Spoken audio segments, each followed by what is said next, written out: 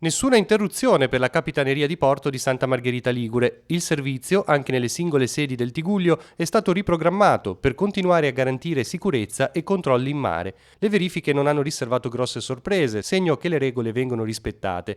Con la recente ordinanza regionale è possibile raggiungere le proprie barche ma non uscire in mare aperto. Le persone che risiedono nell'ambito della regione Liguria possono recarsi presso le proprie unità all'ormeggio, anche se sono in comuni diversi da quello di residenza, purché siano nell'ambito della regione Liguria, per effettuare quei controlli necessari ad assicurare la sicurezza dell'unità. Ecco. Però al momento non è consentito mollare gli ormeggi.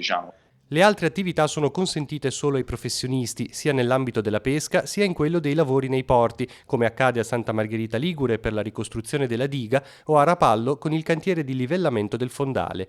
Le recenti ordinanze regionali poi hanno allargato il ventaglio di possibilità.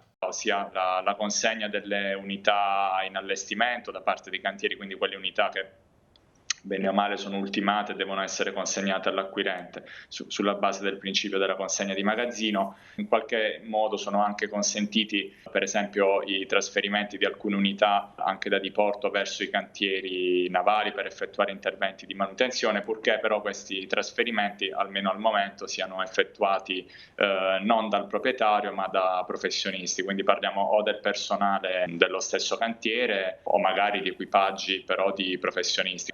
Anche la pesca dilettantistica è consentita, ma solo da banchine, moli e pennelli, nel rispetto delle norme di distanziamento anticontagio. Lì però poi bisogna verificare se magari non vi siano dei provvedimenti emanati dai comuni che abbiano disciplinato in maniera più restrittiva l'accesso al litorale.